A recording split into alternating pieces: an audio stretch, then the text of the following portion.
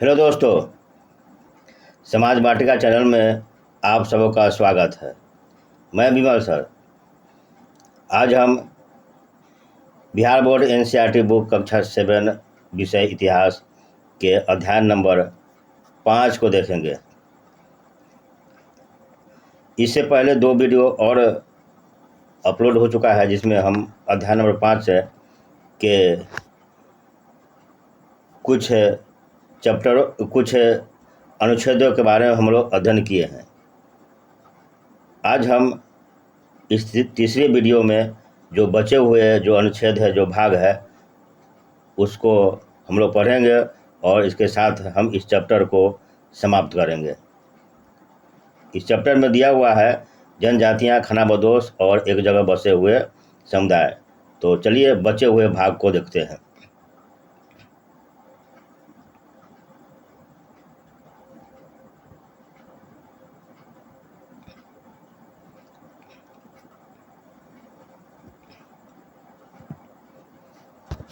आज हम देखेंगे नज़दीक से एक नज़र।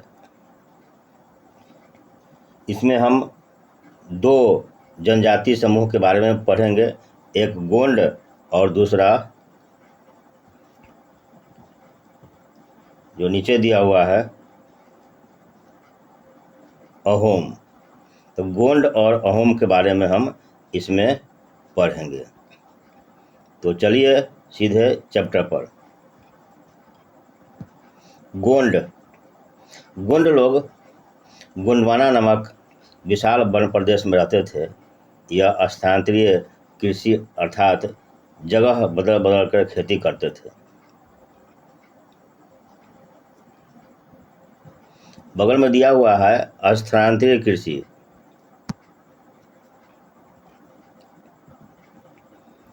किसी वन प्रदेश के पेड़ों और झाड़ियों को पहले काटा और जलाया जाता है। उसकी राख में ही फसल बो दी जाती है। जब यह जमीन अपनी उर्वरता खो देती है तब जमीन का दूसरा टुकड़ा साफ किया जाता है और इसी तरह से फसल उगाई जाती है। तो इस प्रकार की कृषि को हम स्थानांतरीय कृषि कहते हैं।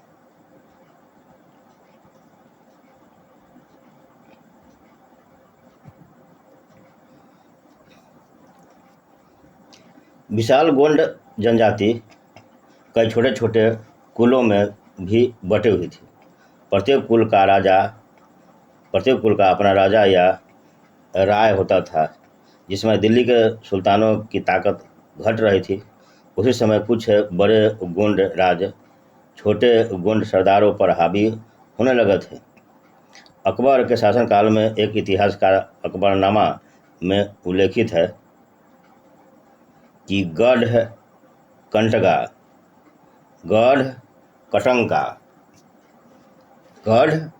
कटंगा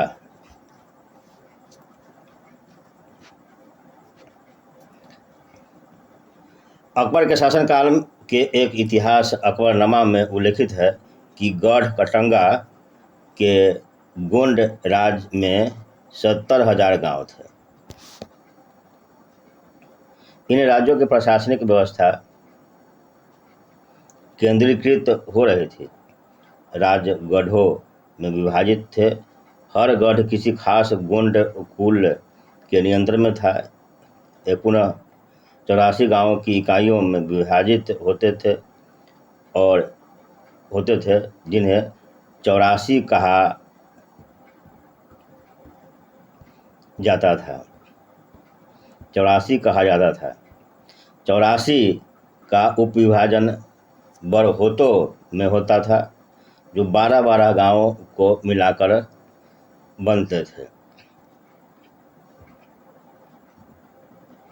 बड़े राज्यों के उदय में गोंड समाज के चरित्र को बदल डाला।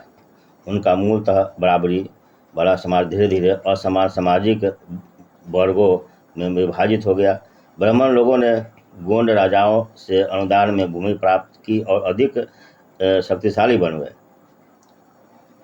गोंड सरदारों को अब राजपूतों के रूप में मान्यता प्राप्त होने की चाहत हुई। इसलिए गढ़ कटंगा के गोंड राजा अमन दास ने संग्राम शाह की उपाधि धारण की। उसके पुत्र दलपत ने महोबा के चंदेल राजपूत राजा सालवाहन की पुत्री राजकुमारी दुर्गावती से विवाह किया।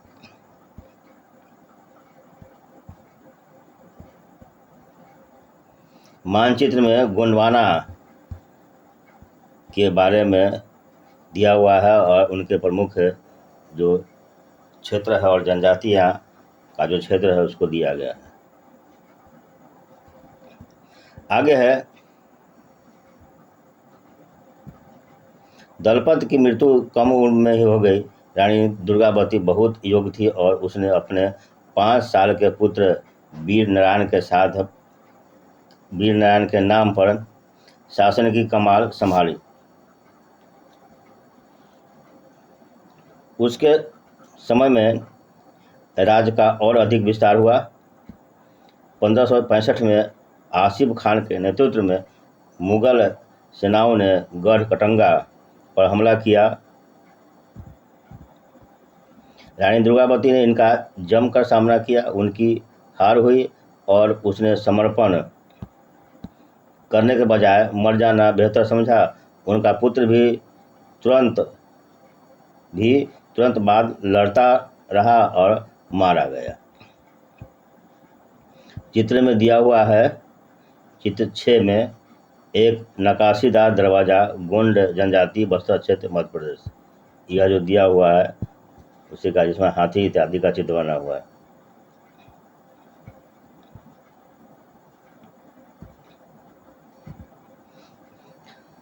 गढ़ कटंगा एक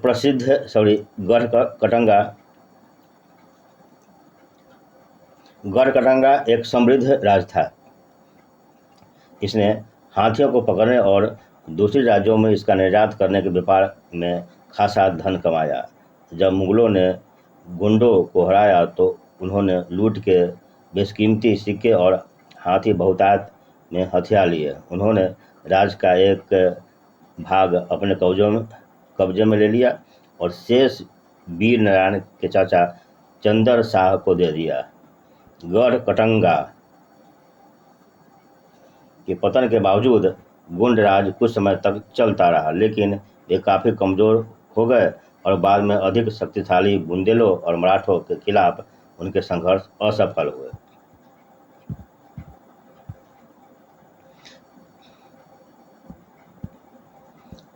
आगे है अहोम जनजाति। अहोम लोग मौजूदा म्यांमार से आकर 13वीं सदी में ब्रह्मपुत्र घाटी में आ बसे।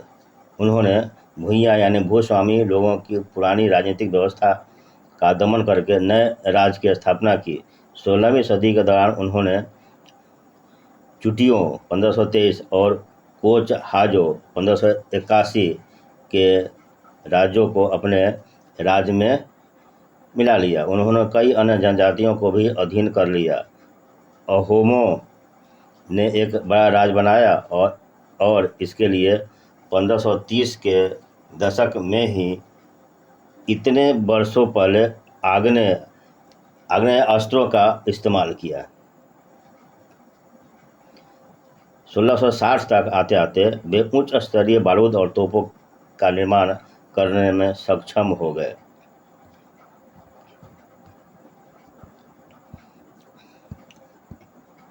यहाँ दिया हुआ है, असम में लाचित बरफुकन ने मुगल सेना को हराया।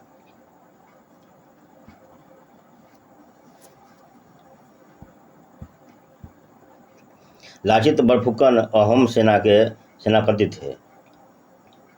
1671 में सरायघाट के